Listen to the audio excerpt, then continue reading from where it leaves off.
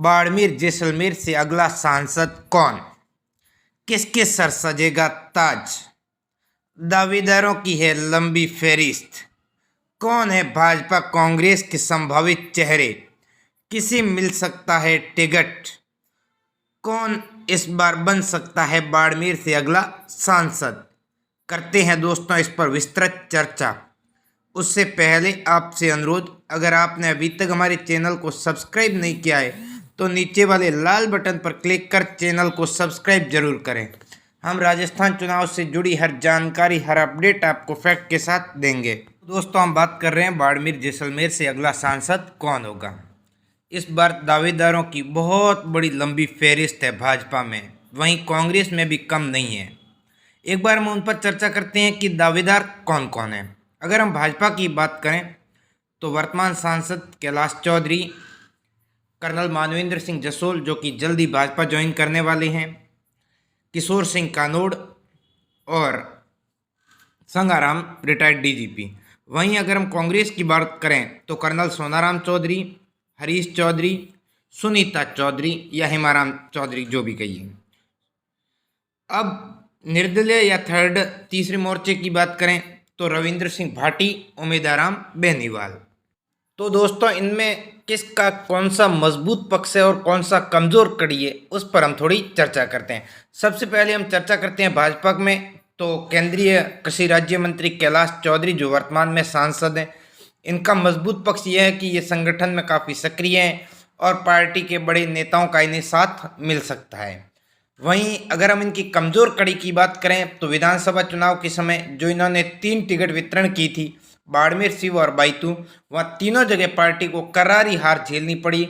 बाड़मेर और सीव में पार्टी की जमानत जब्त हुई और बायतू में भी भाजपा का कैंडिडेट तीसरे नंबर पर रहा। वहाँ के बाद इसके बाद जो नाराजगी उपजी जाट समाज में कैलाश चौधरी को लेकर, वह पार्टी के लिए सबसे बड़ी मुसीबत बनी हुई है, कैलाश चौधरी के लिए भी मुसीबत बनी हुई है।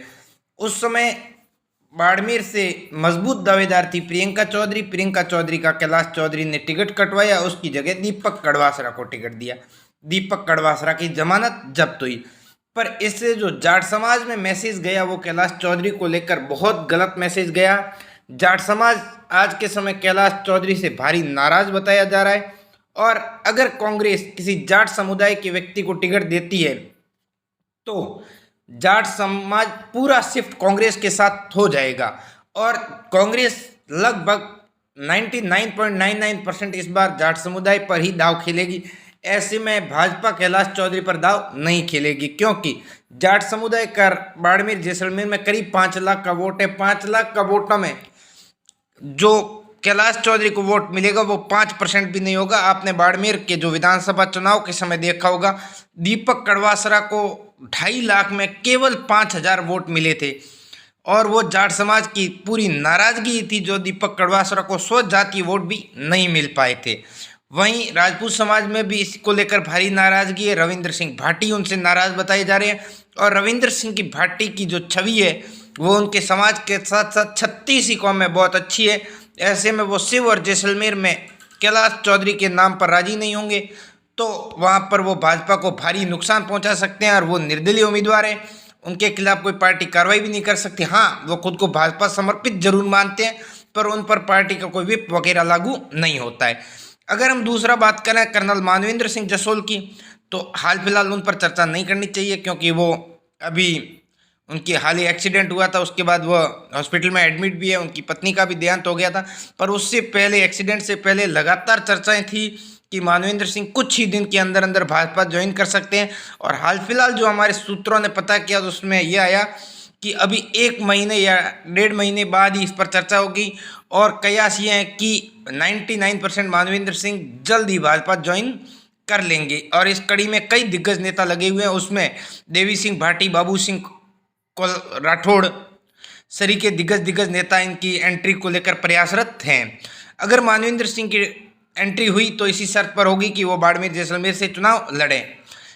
तीसरे नंबर पर कैंडिडेट आते हैं किशोर सिंह कानोड़। किशोर सिंह कानोड़ का टिकट तभी फिक्स हो सकता है जब मानवेंद्र सिंह की भाजपा में एंट्री नहीं हो या फिर मानवेंद्र सिंह एंट्री ले और मानवेंद्र सिंह को राज्यसभा भेजा जाए या फिर राजसमंद से चुनाव लड़ाया जाए तो ऐसे में पार्टी राजपूत समाज पर अगर दाव खेलना चाहती है तो फिर वो किशोर सिंह कानोड़ को अपना उम्मीदवार बना सकती है। वहीं अगर हम बात करें रिटायर्ड डीजीपी संगाराम जांगीड़ की, तो उनका सबसे मजबूत पक्ष यह है कि उनकी जो छवि है वो एक सिंघम छवि रही है और उन्होंने बाड़मेर का नाम पूरे भारत में रोशन किया है। और उनकी जो एक काम करने का अंदाज है और उनकी जो एक भाषा है वह एक देसी है। इतने बड़े डीजीपी जैसे पद पर रहने के बाद भी उन्होंने अपनी संस्कृति के जो लगाव था उसे कायम रखा। और उनके लिए जो मजबूत पक्ष है वो है आरएसएस के नीमाराम लगातार उनके लिए प्रयासरत है कि बाड़मेर जैसलमेर से अगले सांसद के रूप में पार्टी संगाराम डीजीपी को चुने। अब दोस्तों हम बात करें कांग्रेस की, तो कांग्रेस में जहाँ तक हमें अनुमान है वहाँ हेमाराम के परिवार को ये टिकट जाएगी, चाहे वहाँ से हेमाराम चौधरी खुद चुनाव लड़े या फिर सुनीता चौधरी जो कि हेमाराम की पुत्री है। कयास यह भी है कि सचिन पायलट और दिल्ली ने के जो बड़े नेता हैं उन्होंने हेमाराम चौधरी को मनाने की खूब कोशिश की, पर हेमाराम चौधरी ने अभी तक अपने पत्ते नहीं खोले हैं। जो हमें जानकारी मिली उसमें यह है कि हेमाराम चौधरी कुछ ही दिनों बाद एक बड़ा महासम्मेलन बुला सकते हैं, महाशक्ति प्रदर्शन कर सकते हैं। उस दिन जो भी रूपरेखा तय होगी उस पर फैसला किया जाएगा कि हेमाराम चौधरी खुद चुनाव लड़े, सुनीता चौधरी लड़े या फिर हेमाराम चौधरी किसी और को प्रिपेयर करे। या तो हेमाराम चौधरी खुद चुनाव लड़ेंगे या फिर कर्नल सोनाराम चौधरी को हेमाराम चुनाव लड़वा सकते हैं। अगर कर्नल सोनाराम चौधरी की पैरवी हेमाराम करते हैं तो उन्हें कांग्रेस से टिकट मिल सकता है। अब सबसे मजबूत कांग्रेस में हरीश चौधरी पर इस समय संशय बना हुआ है कि हरीश चौधरी विधानसभा चुनाव लोकसभा चुनाव लड़ेंगे या नहीं लड़ेंगे। इसकी वजह उन्हें प्रभारी बनाया गया है कई राज्यों का, वो लोकसभा की वहाँ पर देखेंगे या फिर खुद चुनाव लड़ेंगे। पर एक रणनीति जो कांग्रेस बना रही है कि सभी दिग्गजों को चुनाव मैदान में उतारने की, अगर इस रणनीति पर काम होता है तो फिर हरीश चौधरी को भी बाड़मेर जैसलमेर से चुनाव लड़ना होगा। इसके पीछे जो तर्क पार्टी का दिया जा रहा है वो यह है कि पार्टी शहीद हो ही रही है। अब अगर नेता शहीद हो जाए तो पार्टी को कोई ज़्यादा फर्क पड़ेगा नहीं। यानी कांग्रेस पिछले 2 चुनावों में एक भी सीट नहीं जीत पा रही है, कांग्रेस लोकसभा चुनाव में खत्म हो रही है। अब ऐसे में दिग्गज नेता खत्म हो जाए तो पार्टी को ज़्यादा कोई फर्क नहीं पड़ेगा, ज़्यादा कोई नुकसान होता हुआ नजर नहीं आ रहा है। इस रणनीति पर अगर काम होता है तो बाड़मेर जैसलमेर से हरीश चौधरी कांग्रेस के उम्मीदवार हो सकते हैं।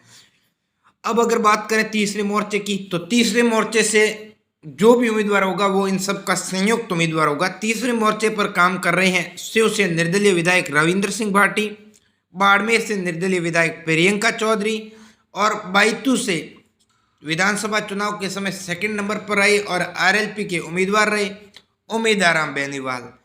ये तीनों एक संयुक्त मोर्चा बना रहे हैं, उस मोर्चे के तहत ये चुनाव लड़ेंगे। इनकी रणनीति है कि टिकट वितरण हो जाए, टिकट वितरण के बाद यह निर्णय लिया जाएगा।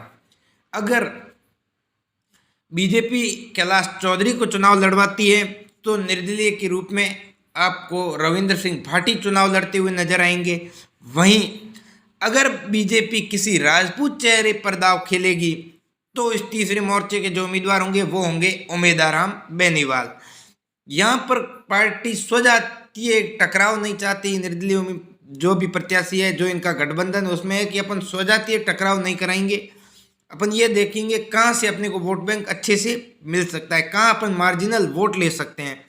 और इनकी जो रणनीति उसमें यह है कि इन्होंने 4 विधानसभा क्षेत्रों पर बढ़िया पकड़ की है, बायतू, शिव, जैसलमेर और बाड़मेर।